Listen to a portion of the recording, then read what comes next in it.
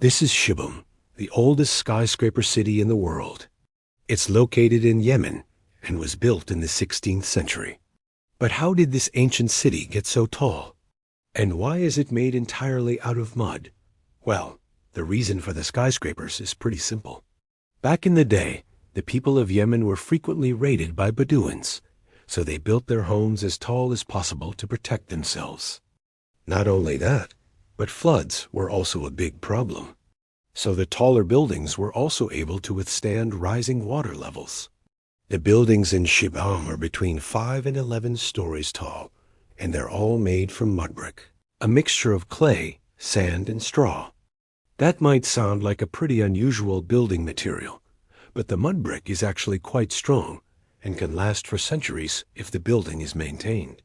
In fact, many of the buildings in Shibam are still standing today because they've been so well preserved. It might not look like much from the outside, but Shibam is actually amazing. Here's why. First of all, its urban planning is incredible. The ancient city is divided into an organized grid of streets, and this was actually centuries before Western cities adopted the street grid system. Not only that, but the thick walls of the buildings are able to insulate against the scorching desert heat. That's why even today, the temperature inside a building is usually around the same as the outside air temperature. That's pretty amazing, considering the alternative is a 50-degree temperature difference. In addition to that, mudbrick is a recyclable material. That means that if a building ever collapses, the bricks can be used to build new buildings. Lastly, the material is locally sourced.